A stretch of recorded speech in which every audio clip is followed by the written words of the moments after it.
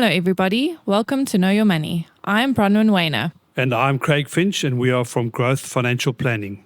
We hope you enjoy our podcast. Welcome everybody. Sean Hanlon, Executive Director from BrightRock, once again in the studio. Thank you so much for joining us. Thank you, Craig. Now, you mentioned in previous podcasts you've got 4 children, and all of us around this room have got children and we need to educate them. Yep. And I believe BrightRock's got some unique features around education. Why don't you share them with us today, please? Yes, thanks, Craig, and thanks again for having me on. As I've mentioned, I think in previous podcasts, under our income protection, we've got a childcare benefit. So we haven't called it education protector because it doesn't necessarily fire when you need to protect education. So that's why we called it childcare benefit. So if you look at a lot of education benefits available in the marketplace, they're contingent on a child being at school, okay, and a child might not be at school. In a lot of instances, a child whose parent dies might move from Johannesburg, where they're in a school, okay, to a rural area, okay, and a lot of the benefits won't then pay or continue paying that amount of money. So that is why we and I'm grateful for you asking the question, because again, when we did the R&D and the product design, we looked at educational benefits in the marketplace and decided not to call our product an education benefit. It's an income protection product, okay? So it pays out an annuitized income, because we don't want people to get paid a lump sum, because there's no guarantee that that income amount will get to that child. So it pays out as on a nominated amount. It can increase at a different inflationary rate, because I don't want to mention the school that my children are in, because as I've mentioned in previous costs, when I drive past, it starts to suck my vehicle in, because it just consumes. Okay, and if I just look at the educational costs of my children, and unfortunately for us, I have to send my children to a private school. We don't have a facility available to us as there are in other parts of the country. And I'm glad I do, because the school is progressive. It's forward thinking. It's embracing of the change in the environment. And I would hate to think that if something happened to me, that my children would be deprived of that.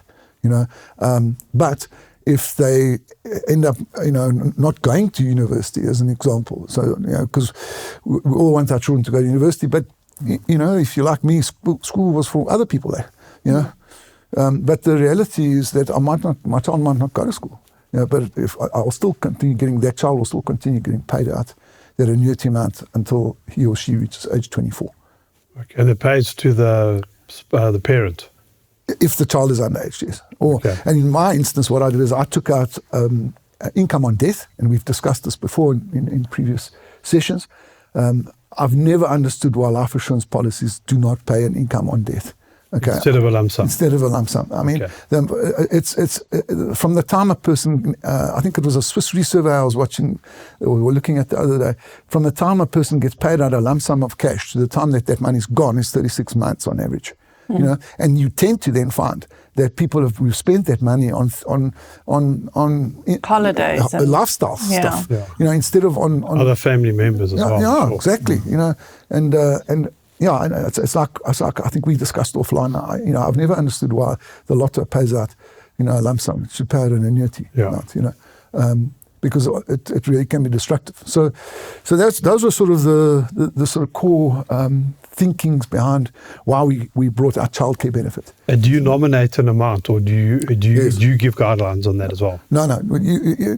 What I did is I took out income amount. Okay, on my death, the trust owns that policy, so I'm guaranteed that those children will get, let's say, 5,000 rand each. Okay, paid to that trust, and then obviously the terms and conditions are embedded in my will, and then the trust, and then it pays out on those terms and conditions to the children. But there's a guaranteed income amount paying to that trust. Okay. And again, as I said before, and not a lump sum. So I took out on my personal capacity, for my disability, I took it out of my personal capacity, because then I've got my claim stage choice, which we've discussed, in previous sessions. Yes. My bond gets paid off, so that's how I've structured my deal. And then does that just cover school fees, or does it cover more than that? Like, how does the child care, what can you cover in that product? So Bronwyn, that's core to the design, is it's not contingent on school fees.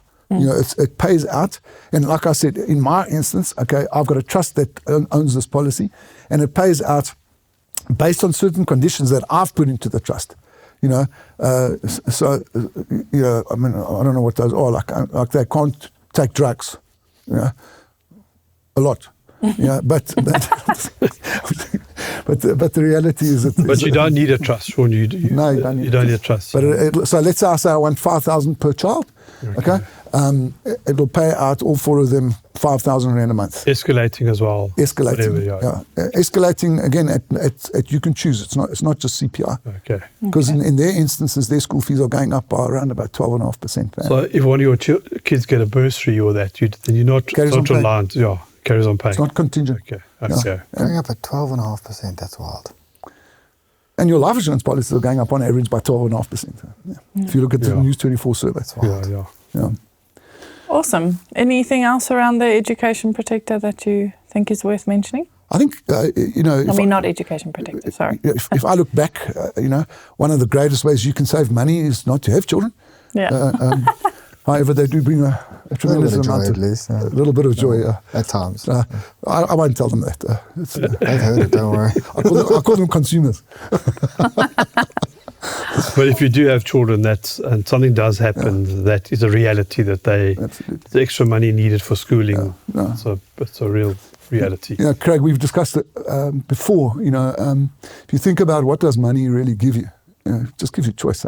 Yeah. So without that money, that choice is removed. Yeah, correct. And that's why and I'm glad you asked the question. That's why we didn't call it education protector. Yeah. Because it's much more than just protecting a child's education. It's protecting their choices. Very good. Awesome. Thank you so much, Sean. Sean. Thanks for that. Great. Thanks very much, guys. Good. Bye. Thank you for listening. If you have enjoyed this podcast, would like to subscribe, please visit our website, www.growthfp.co.za. The information we have provided in this podcast is our personal opinion. For more detailed information, please discuss your financial situation with a financial planner.